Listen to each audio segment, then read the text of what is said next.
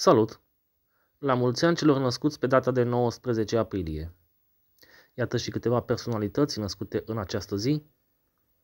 Cântărețul Nicu Covaci, născut pe 19 aprilie 1947. Jucătoarea de tenis Maria Sharapova, născută pe 19 aprilie 1987. Fotbalistul brazilian Rivaldo, născut pe 19 aprilie 1972. Inginerul Angel Salini, născut pe 19 aprilie 1854 și decedat pe 17 iunie 1925.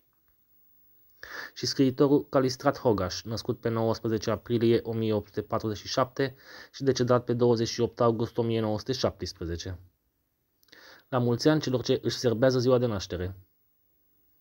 Dacă îți plac aceste clipuri, dă un like și abonează-te. Salut!